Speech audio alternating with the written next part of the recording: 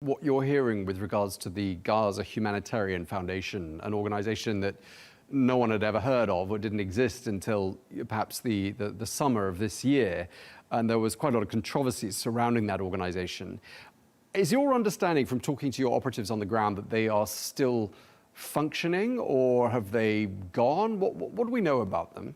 Tom, the update that I had from colleagues is that the whole humanitarian system post-ceasefire will be very different than it was before. So the role of the Gaza Humanitarian Foundation, as you said, it's an organization that was created to respond to this crisis in Gaza, and the UN was in discussions with them in order to find ways to collaborate. But we very quickly understood that this is not an organization that abides to very basic humanitarian principles of impartiality, neutrality, independence, and humanity, which are, for us, UNICEF and the UN, non-negotiable.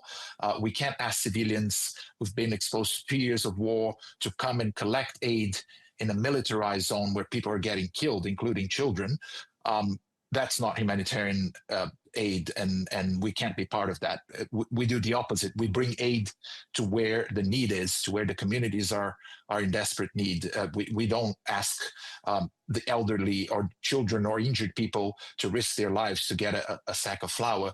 So indeed, that model, that mechanism was not ideal and needed to be changed or finished. I don't know if that's going to be the case, but what I do know is that the UN, UNICEF, and our partners on the ground are back in the game, and we're being able to do our job and double the amount of aid that we had pre-ceasefire in the case of UNICEF. And we hope that in the next couple of weeks we will triple that, quadruple that, and make sure that the entire strip is flooded with aid so children can stop suffering and get the help they need.